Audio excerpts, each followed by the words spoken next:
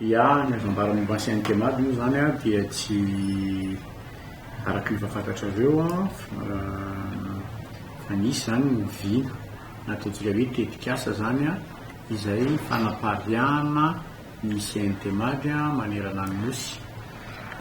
Io moa zany de efa averimberonay a ombieny fa amin'ny lafiny ekonomika zany a ny farim-piainana sy ny fari-pahaizana dia misy ifandraisany, izany hoe niveau d'instruction sy niveau de vie dia tokony misy ifandraisany. Raha vadika amin'ny fiteny hafa dia hoe raha miakatra ny fari-pahaizan'ny olona anankiray dia tokony hiakatra manaraka an'iny ihany koa zany ny fari-piainana. Tsika nefa dia nahita zany a araky ny atotanisa azo farany ary atotanisa izay azo ataontsika hoe azo via porofoina zany dia ny hoe mbola ambany dia ambany zany a raha ny salanisa no ambara zany a ny ataontsika hoe salanisan'ny filoham-pianakaviana nandalo ny fampianarana ambaratonga ambony. Dia izay zavatra izay zany a no mahatonga anay a zay dia tafiditra anatin'ny politika fanjakana ihany koa sy ny politika ministera fampianarana ambaratonga ambony sy ny fikarohana siantifika fa tokony atao a izay ampitomboana zany ny fari-pahaizan'ny olona manerana Madagasikara raha mba hitovy lanja fa tsy hoe ety amin'ny renivohitra zany a no afaka manao an'ilay izy dia neny ambanivohitra dia mijanona niveau baccalauréat ny ankizy. Ny zavatra mita zao a raha ohatra ka mijery a zao ny mission natao farany fananganana ny ancienneté-mady a tany Bealalana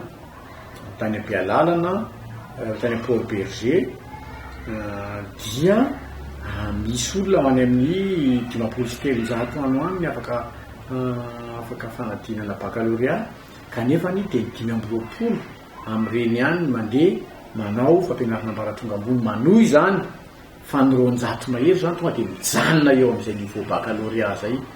Inona mahatonga an'izay dia tsy inona akory a fa sahirana ny ray aman-dreny amin'ilay fampiakarana ny ankizy any andrenivohitra, sahirana ny ray aman-dreny amin'ny fitoana tokantrano roa, sahirana amin'ny ofatrano, amin'ny frais, amin'ny sakafo dia aleon'ilay zanany mitenena hoe efa mba nahazo bac ianao zay efa lavo zay fa dia aleonao mijanona eo zany fa aleonao manao zavatra hafa mandeha miasa na ohatr'izay.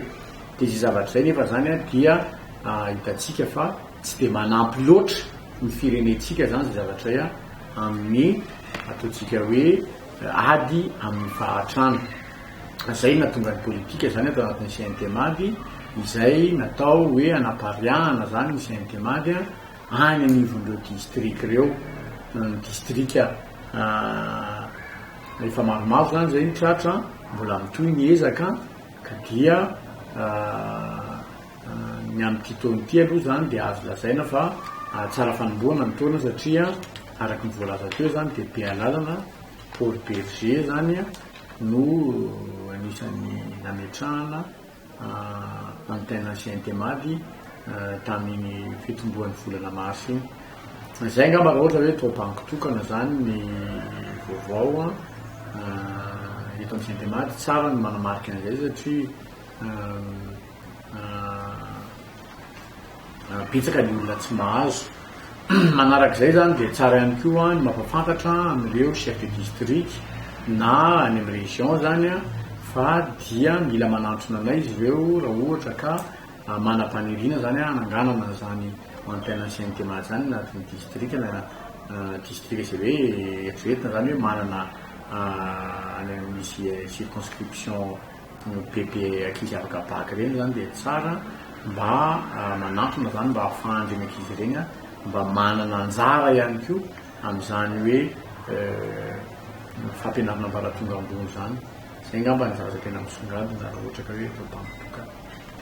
Ny fidirana efa nanomboka tamin'ny 19 octobre 2016 tsika zao zany volana mars 2017 ny examen ataontsika hoe ny examen du premier semestre zany de any amin'ny mois de juin, de ny examen second semestre any amin'ny mois de septembre, dia amin'izao fotoana izao aloha de efa tena ataontsika hoe efa betsaka dia betsaka ireo ataontsika hoe soratra anarana,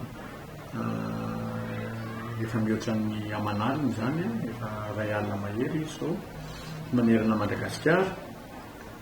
Ny zavatra tsapa moa zany dia noho ny somary ataontsika hoe mafimafy ny fiainana dia mbola matetika ny andiandy akaikaiky examen iny ny ankizy zay vao tena mifandrombaka manao inscription daholo zany satria efa akaiky ny examen de mikatona ny inscription. Zay ngamba no zavatra azo atao hoe tsara sikosinganina. Zavatra anankiroa no mampiavaka ny CNT-MAD. Ny zavatra anankiray voalohany dia izy fampianarana ampitain-davitra. Be dia be ny olona mieritreritra nao an'ilay fampianarana ampitain-davitra fa tsara manamarika fa 5-20 taona amin'ity taona ity ny fisian'ny CNT-MAD. Ny dikan'izay dia efa misy traikefa, efa misy ataontsika hoe expérience, efa tena hoe voasedra ny fotoana momba ny fampianarana ampitain-davitra. Zay zany mampiavaka azy ny voalohany dia hoe ampitain-davitra izy, ny faharoa dia manana expérience izy amin'izany fampianarana ampitain-davitra zany.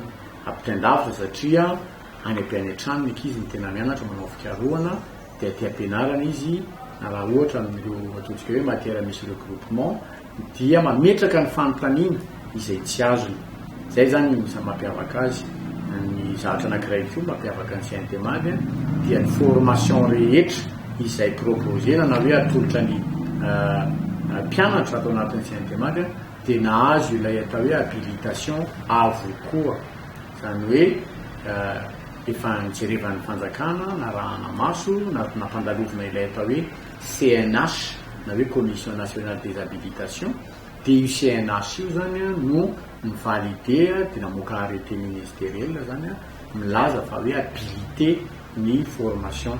Tsara ny manamarika ihany koa ho an'ireo ankizy izay soratra anarana ka hifidy université dia tsara reny ankizy ireny aloha manontany na mijery mihitsy ny décret ny arrêté d'habilitation an'ireny université reny alohany anaovana fisoratana satria marobe dia marobe ireo université izay mampianatra zavatra, mampianatra formation zany, mampianatra taranja na mampianatra ataontsika hoe lalam-piofanana izay tsy nahazahoany kory alalana tamin'ny fanjakana zany anatin'izay habilitation zay. Matetika ny sasany dia ataontsika hoe resaka formation momba amin'ny paramédical nahazahoany habilitation kanefa izy mandeha mampianatra droit informatique. Dia zay matetika ny ankizy zany sotroka ny publicité, sotroka ny zavatra misoratsoratra eny atsiaroa dia voasarika dia nefa ny aveo ilay diplôma zany dia tsy manana validité ao anatin'izay resaka hoe habilitation zay.